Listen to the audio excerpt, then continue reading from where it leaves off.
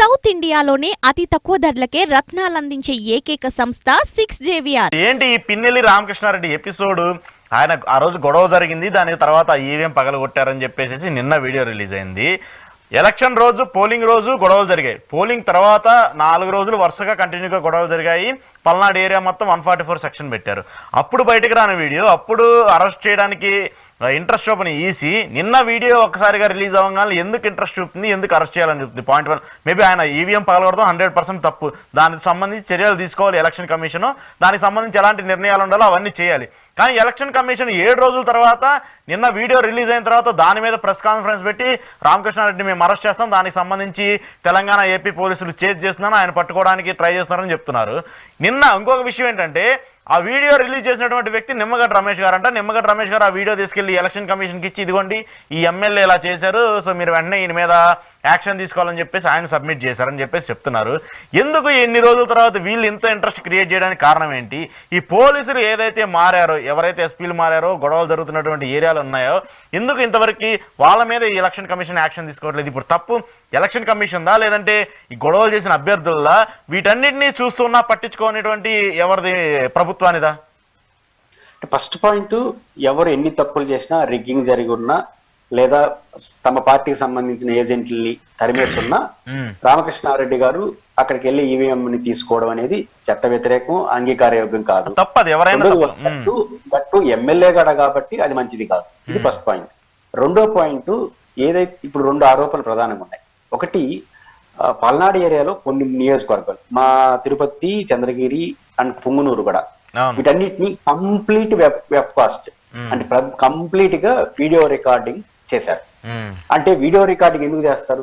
As journalist గా మీకు తెలుసు, పరిస్థితి అక్కడ బాగోలేదని. అంటే ఎలక్షన్ కమిషనే గుర్తించింది, మాచర్ల నియోజకవర్గం కంప్లీట్ గా వీడియో రికార్డింగ్ చేశారంటే అక్కడ పరిస్థితి అదుపు తప్పుతుంది, ఇబ్బందులు ఉంటాయని వీడియో రికార్డింగ్ చేశారు, వెబ్ కాస్టింగ్ వెళ్ళారు.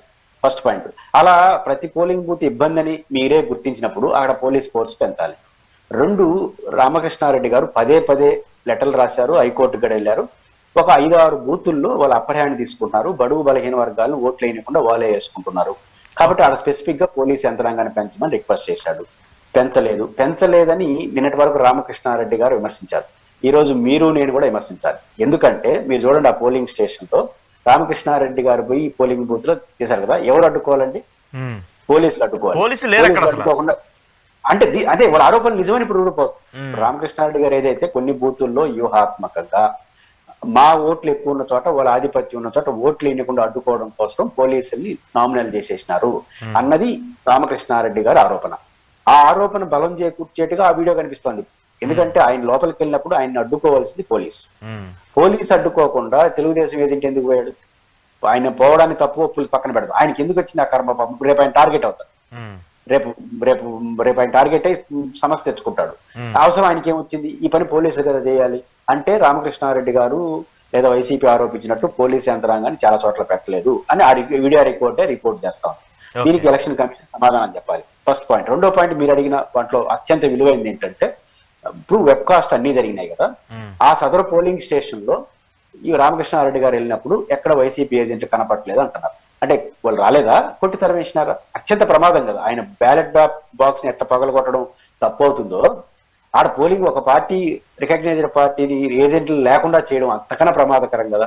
2, అక్కడ రిగ్గింగ్ జరిగింది అంటారు. రిగ్గింగ్ జరిగిందా లేదా? ఎందుకు ఇబ్బంది? అంటే రిగ్గింగ్, ఇప్పుడు వెబ్ కాస్ట్ జరిగింది సార్, వెబ్ కాస్ట్ జరిగినప్పుడు ఆ మొత్తాన్ని వీడియోని చూసేయండి ఒకసారి, ఎలక్షన్ కమిషన్ చూడాలి కదా. అన్నిటికన్నా నుంచి ఇప్పుడు తెలుగుదేశం వైసీపీ పరస్పరం ఒక 15 బూతుల్లో ఆరోపణలు చేసుకుంటారు, వాళ్ళు రిగ్గింగ్ జరిగింది. ఆ 15 బూతులు చూసేయండి అంటున్నాం.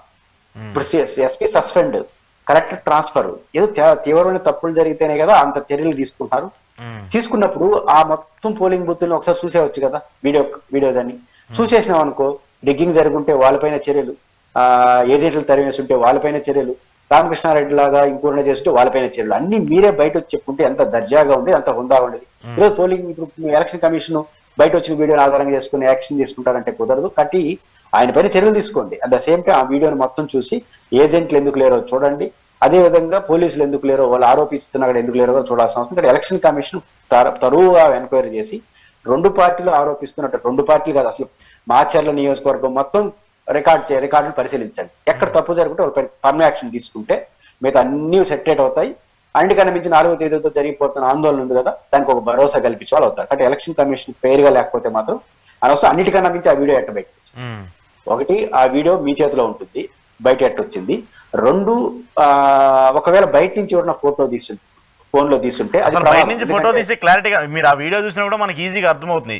ఫుల్ క్లారిటీగా సీసీ కెమెరాలో రికార్డ్ అయిన విజువల్స్ అవి తీసున్నా కూడా తప్పు అంటున్నాను. ఒకవేళ కెమెరా బయట ఎవరైనా సెల్ ఫోన్ నాటాడాడు పోలింగ్ స్టేషన్ లో ఎక్కడ తీసుకెళ్తారు. కాబట్టి ఏ రీత్యా చూసినా ఇంత ప్రమాదం జరిగింది. కాబట్టి ఎలక్షన్ కమిషన్ ఇప్పటికైనా మొత్తం వీడియోలన్నీ చూసేసి అందరిపైన ఫర్మ్ యాక్షన్ తీసుకోవాలి.